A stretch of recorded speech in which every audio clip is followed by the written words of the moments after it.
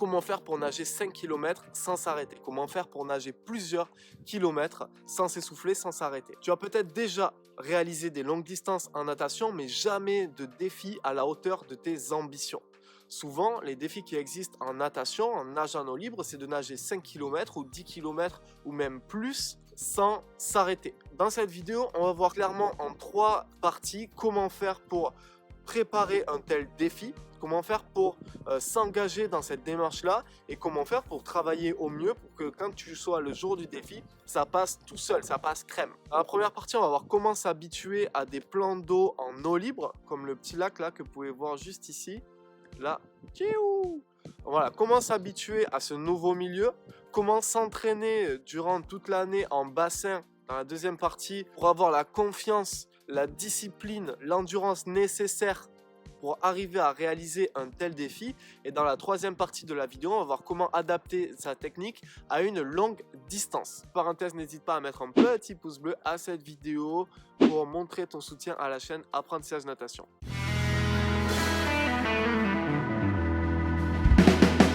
L'eau libre, c'est quelque chose qui peut faire peur. Pourquoi? Parce qu'il y a des aspects différents que la nage en bassin.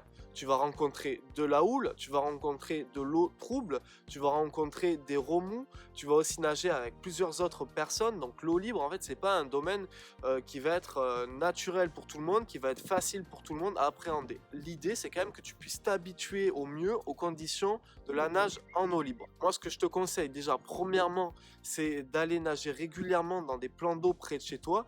Donc par exemple, moi j'habite dans les Landes, ici on est dans les Landes, il y a un lac juste là-bas, il y a un lac à Hossegor, il y a l'océan à côté, enfin il y a plein de plans d'eau. Et partout dans toutes les régions de France, tu vas trouver différents plans d'eau, donc souvent ça va être des lacs qui vont te permettre de faire un petit entraînement.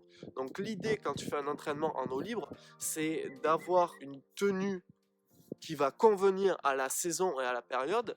Donc en période hivernale, tu vas t'équiper d'une combinaison et en période d'été, tu peux très bien simplement avec des lunettes et un bonnet aller t'entraîner dans un plan d'eau en eau libre. Donc vraiment, il faut que tu arrives à découvrir une palette de différents plans d'eau possibles pour que tu puisses t'habituer à la profondeur, t'habituer à une visibilité différente que quand tu es en bassin. Attention, il y a des précautions à prendre. Les précautions à prendre, c'est de toujours signaler que tu vas faire une sortie en eau libre. Donc, n'hésite pas à contacter un de tes proches ou de la famille ou quelqu'un que tu connais et lui dire, voilà, je vais nager en eau libre. Essayez de faire cette discipline à plusieurs pour limiter les risques.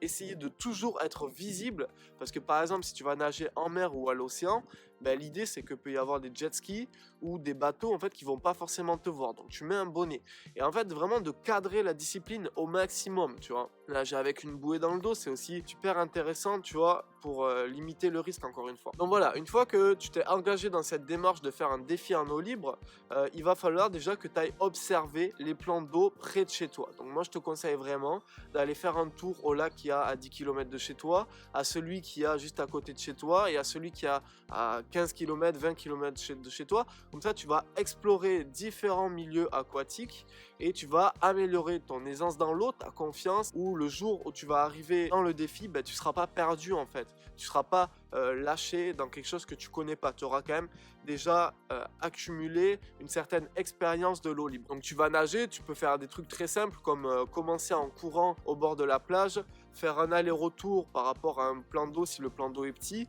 ou alors nager entre un premier repère et un deuxième repère que tu trouveras sur la plage et enchaîner, tu vois, les distances comme ça. Tu peux aussi essayer d'aller un peu tester la profondeur pour t'habituer à ça, pour t'habituer au manque de visibilité, etc. Et tu peux aussi varier les nages, jongler entre de la brasse, du crawl et du dos pour t'habituer à toute situation inconfortable dans la nage en eau libre. N'hésite pas à mettre en commentaire, toi, les prochains défis que tu vas faire en natation.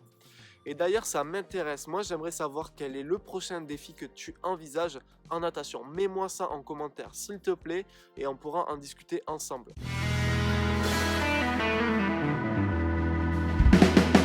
Deuxième partie, on va voir très simplement comment t'habituer à la longue distance et aussi voilà, comment avoir un peu plus confiance pour envisager une telle épreuve. Donc souvent, ce qui va clocher dans ce genre d'épreuve, c'est que cette épreuve, elle est limitée dans un temps chronométrique. Par exemple, lors de l'inscription, on va te dire, voilà, il y a X dizaines de personnes, ou il y a 120 personnes ou 150 personnes, et en général, les nageurs, ils passent le 5 km en 2 heures de temps. Tu vois, c'est juste à titre d'exemple que je te dis ça. Et toi, tu te dis, peut-être qu'en 2 heures, je vais pas le passer, peut-être que ça va être difficile, etc. Ou peut-être que je vais être à la ramasse, que je vais avoir la honte, etc. Non, déjà, dis-toi, ça, c'est un défi, d'accord? C'est un défi que très peu de personnes vont réussir à réaliser. Donc, tu n'as déjà pas à avoir honte de t'engager sur ce défi.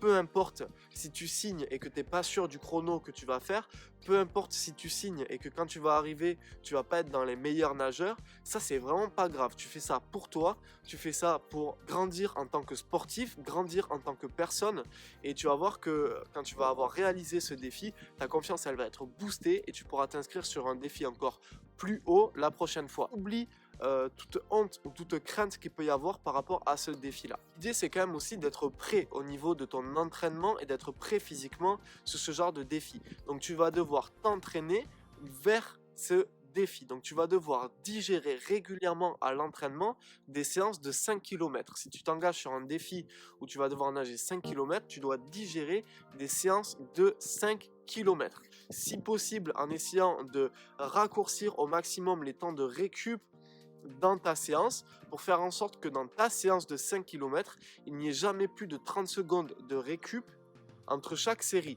Tu peux très bien faire une série de 6 fois 200, 10 fois 100 et puis plusieurs fois 50, mais l'idée, c'est qu'il n'y ait jamais plus de 30 secondes entre chacune de tes séries pour t'habituer simplement à l'endurance nécessaire pour un tel défi. Dans ton entraînement, tu dois apprendre à nager aussi bien du crawl que les 4 nages, pour la seule et simple raison que les 4 nages vont t'apporter une aisance et une liberté aquatique que tu pourras retransférer sur la nage du crawl. La brasse, ça va t'apporter de l'amplitude que tu pourras retransférer sur la nage du crawl. Le papillon, ça va t'apporter une liberté de mouvement, une liberté de souplesse par rapport à l'ondulation, etc., que tu pourras remettre sur la nage du crawl. Le dos, c'est une nage de rotation comme celle du crawl, donc là aussi, il y a un parallèle à faire.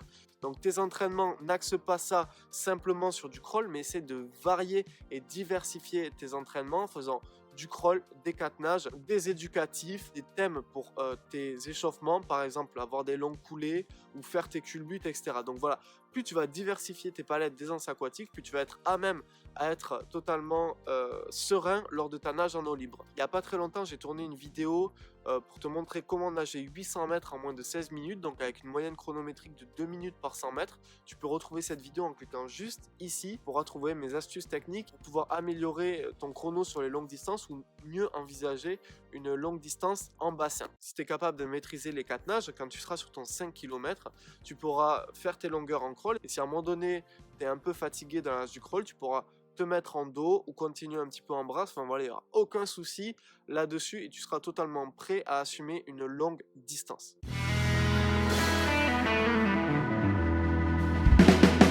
Troisième partie, comment adapter ta technique à un 5 km. Donc l'idée, c'est quand même de ne pas être sur une allure lente, mais pas non plus sur une allure sprint, tu vois. Donc l'idée, c'est de nager vite et souple. Et comment on nage vite et souple?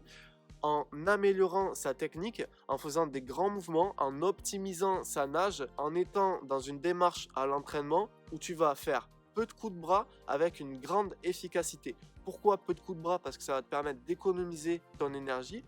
Pourquoi une grande efficacité? Parce que le fait d'être efficace sous l'eau, ça te permettra pour un même nombre de coups de bras et la même énergie dépensée d'être plus efficace qu'un nageur lambda, parce que toi tu t'es entraîné en relâchant ton bras, en ayant des appuis solides, en ayant un battement équilibrateur et qui accompagne ta nage, en ayant vraiment mis en place tous les éléments qui vont te permettre d'améliorer facilement ta technique en crawl. Peut-être que tu as un problème de technique avec ta respiration, peut-être que tu as un problème de technique avec les jambes en crawl, et ça je peux tout à fait le comprendre.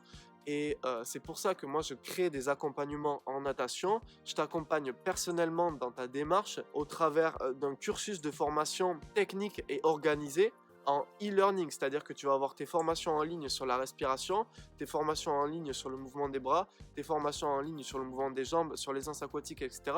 Mais aussi en catenage. Tu vas avoir toutes tes séances détaillées et illustrées qui vont te permettre, voilà, tout simplement d'aller à la piscine avec l'esprit libre. Tu auras juste à prendre une séance et aller nager. Je te mets un lien dans la description et moi je t'accompagnerai personnellement.